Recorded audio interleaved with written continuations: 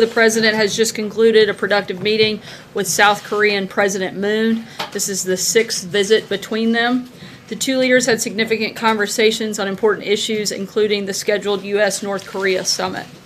Both leaders are committed to working together to accomplish the common goal of complete denuclearization of the Korean Peninsula.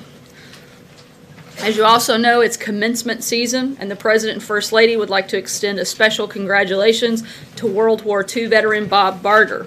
68 years since he last sat in a classroom, Bob graduated from the University of Toledo. This month, after a review of his transcripts from the late 1940s, showed he completed enough courses to qualify for an associate's degree. As the President said in his letter to Bob, his hard work, diligence, and passion to learn exemplify the greatest generation's commitment to excellence and the American spirit. As you know, the President took a number of questions earlier, so we'll keep this short today, and with that, I'll get started. Jonathan. Sarah, do you agree with the South Korean official who said that there would be a 99% chance that this summit with Kim Jong-un comes off? And how will the President ultimately make the decision about whether or not to go? The President addressed this earlier directly to you and said that we'll see what happens. We continue to prepare for the summit, and if they want to meet, we will certainly be ready. And the President, I think, rightly stated that if North Korea agrees to denuclearize, that it can be a bright future for them. But we remain clear-eyed in these negotiations, but we continue to prepare, and we'll see what happens. What preconditions, though, does he have? What does he see that the North Koreans have to do to make that trip? And let me just ask you, the challenge coins were made. Was it premature to make those coins commemorating the summit? So on the first part of your question, the President's laid out what he wants to see as a commitment to denuclearization. That has not changed. In terms of the coins, this is not something that the White House has anything to do with. We don't have any input on the design, the manufacture, the process in any capacity. This is a standard procedure by the White House Communications Agency, which is made up exclusively of career military officials, and these coins are designed and done by that organization. Pamela? Thank you, Sarah. Why would the U.S. guarantee the safety of a dictator whose regime is a serial human rights abuser and is responsible for the recent death of an American college student? Why is that the morally right thing to do? Again, the goal and the purpose of these conversations would be to have complete and total denuclearization of the peninsula, and the President has been upfront about that part of the conversation, and we're going to continue to move forward. Just to follow up, though, Sarah, really quickly. Sorry, I'm going to keep moving just because we're going to be really short today. Major, go ahead. Sarah, you talked about preparations for the summit. Can you describe for us how the President himself is personally preparing? Who is he working with? How much time does he devote on a daily basis to get ready for the underlying themes, questions, and difficulties of a summit of this magnitude? As you all know, he spent a significant amount of time meeting both in person and having regular phone conversations with other world leaders like you saw today with South Korean President Moon, as well as he has constant and regular meetings with his national security team. This is something they talk about on a daily basis and will continue to in preparation. Jordan? Yeah. Thanks, Sarah. I want to ask about this meeting the Chief of Staff is setting up for lawmakers regarding the documents that they've requested about the Russia investigation. Can you say what specific documents the lawmakers will be allowed to see? Chairman Nunes has requested all documents related to this intelligence source. Will he get to see all of the documents? That's something that you would have to ask the Department of Justice. I can tell you the President asked Chief of Staff Kelly to set up the meeting. It is scheduled to take place on Thursday of this week. The individuals that are expected to attend are Chairman Nunes, Chairman Gowdy, FBI Director Wray, DNI Director Coates, and DOJ official Ed O'Callahan. No one from the White House staff will attend. Blake? The North Koreans are bringing in some journalists to view what they say is the dismantling of a nuclear test site. Curious if the administration believes that site is already damaged, as some are led to believe, and what exactly the administration's response is to this. I don't have anything that I can comment on that at this front. Steve? Yes, Sarah. Can you tell us what was the outcome of the discussions between the South Korean president and President Trump today about the size and cost of U.S. troops in South Korea? The focus, at least in the meeting that I was in, that specifically did not come up, but certainly conversations primarily centered around preparations towards the scheduled summit. Darling. You said that no one from the White House staff will attend the meeting on Thursday. Does that not mean that the chief of staff, Kelly, would not attend? He was charged with coordinating and making sure it took place, but at this point is not expected to attend. Michael. Can you respond a little bit, though, to why no Democrats would be at that meeting if the White House is putting its imprimatur on it? The Democrats have said that they think it's inappropriate to have a meeting set up with just Republicans in the Justice Department. Is the White House, would the White House welcome Democrats to be at that meeting? We'll keep you posted. My understanding is they haven't been the ones requesting this information.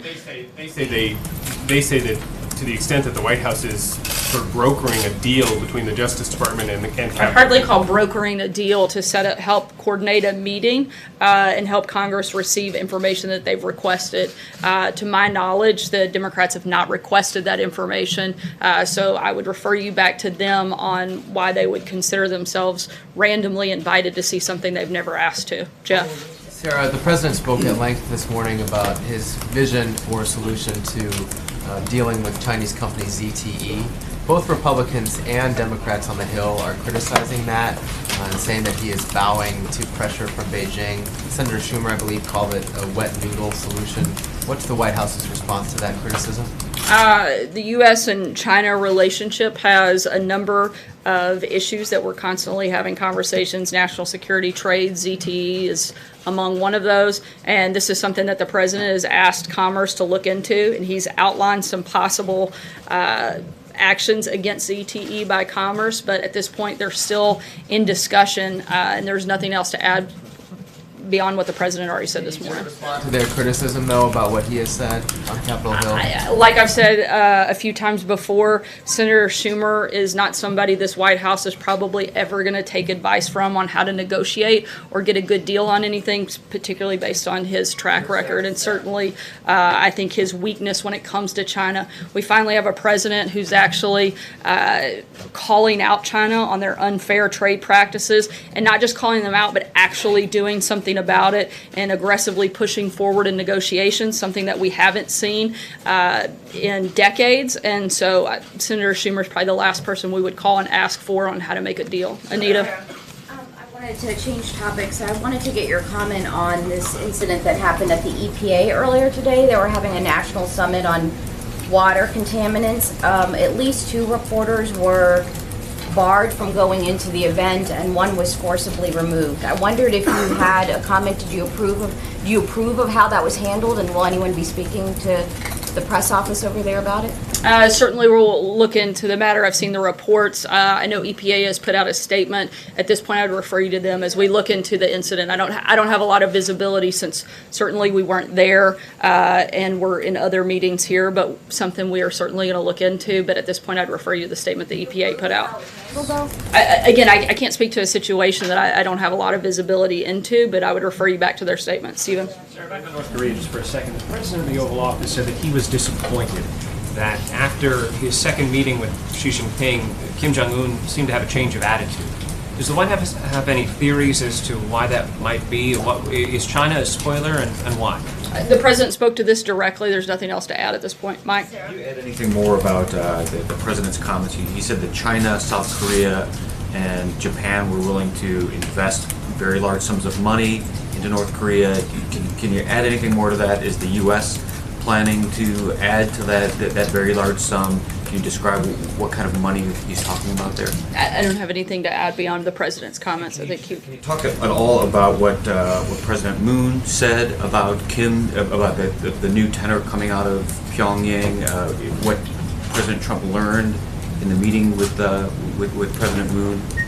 We felt like the conversations today were productive, and again, we're going to continue in preparations, and we'll see what happens. Hallie? Sarah, to follow up on Anita, and then a question as well to you, is there any situation, barring a security incident, in which you feel the White House feels it is appropriate to physically touch or physically handle a I'm not going to weigh into random hypotheticals that may or may not exist. I don't know any information about this specific incident. You're asking me to speak to a blanket possibilities, which I'm not going to do, nor would I ever ask or expect you to do. Well, John? my other question was actually on the. Sorry, I'm the going to do DOJ one demand. question at a time today because we got short on time. John, go For ahead. the president to make a Sorry, demand John, for go ahead. Department of Justice, Sarah. Thank you, Sarah. Yep, sorry, I'm going to keep moving. We're tight There's on been time. Thanks. considerable discussion back and forth about the tenure of Speaker Ryan, whether he will relinquish his gavel early and have a new election of a speaker before the elections.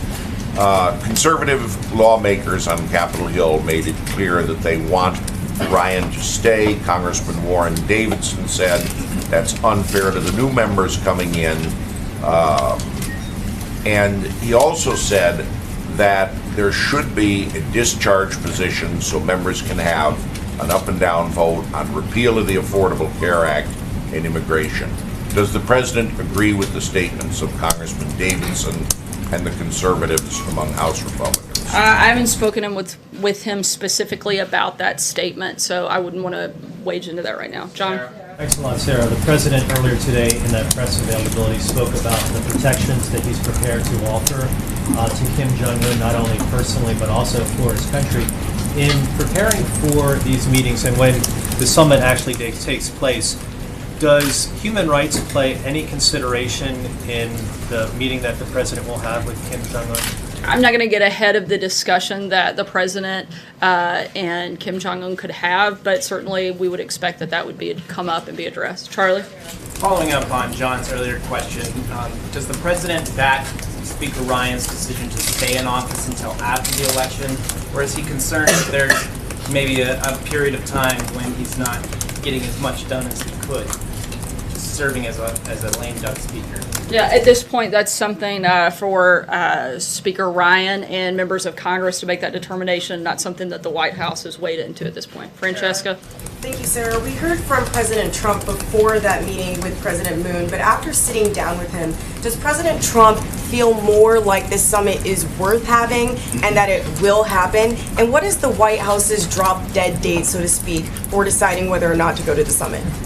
Again, we're going to continue to prepare, and we'll see what happens. There's really nothing to add beyond that at this point. We'll take one last question. Ben? Thank you, Sarah. I wanted to ask about Gaza. The violence continued today. Does the White House have any plans to meet with the Palestinian Authority? There are no scheduled meetings at this point, but if something changes, we'll certainly let you guys know. Thanks so much. Have a great day.